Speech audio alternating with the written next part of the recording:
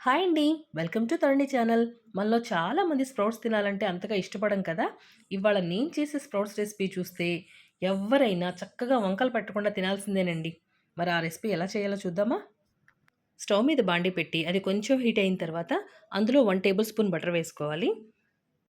మీకు కావాలంటే బటర్ ప్లేస్‌లో ఆలివ్ ఆయిల్ కూడా యూజ్ చేసుకోవచ్చు. నేనైతే అన్సాల్టెడ్ బటర్ తీసుకున్నాను. బటర్ కొంచెం మెల్ట్ అయిన తర్వాత హాఫ్ టేబుల్ స్పూన్ జీలకర్ర వేసుకోవాలి. జీలకర్ర కొంచెం ఫ్రై అయిన తర్వాత అందులో హాఫ్ టేబుల్ స్పూన్ సన్నగా కట్ చేసిన పచ్చిమిర్చి తరుగు వేసుకోవాలి. పచ్చిమిర్చి కొంచెం వేగిన తర్వాత సన్నగా తరుక్కున్న ఉల్లిపాయ ముక్కలను కూడా వేసుకోవాలి. ఆనియన్స్ పూర్తిగా వేగాల్సిన పని లేదు. జస్ట్ లైట్‌గా వేగితే చాలు. ఇలా పూర్తిగా ఉడకని ఆనియన్స్ మనం స్ప్రౌట్స్ తినేటప్పుడు మధ్య మధ్యలో పంటికి తగులుతూ చాలా టేస్టీగా అనిపిస్తాయి. ఇప్పుడు మొలకల్ని వేసుకోవాలి.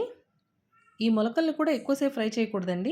జస్ట్ 1 మినిట్ ఆ బటర్ ఫ్లేవర్ అంతా పడితే సరిపోతుంది. ఇప్పుడు కొంచెం సన్నగా తరిగిన కొత్తిమీర, పుదీనాను కూడా వేసుకోవాలి. మరీ ఎక్కువేం కాదండి. మనం తీసుకున్న స్ప్రౌట్స్ క్వాంటిటీని బట్టి ఒక హాఫ్ టేబుల్ స్పూన్ కొత్తిమీర, హాఫ్ టేబుల్ స్పూన్ పుదీనా అయితే సరిపోతుంది.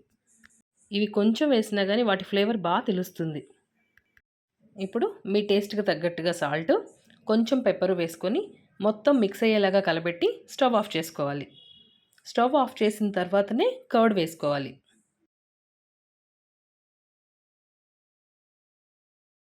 మనం తీసుకున్న స్ప్రౌట్స్ క్వాంటిటీని బట్టి కర్డ్ వేసుకోవాలి.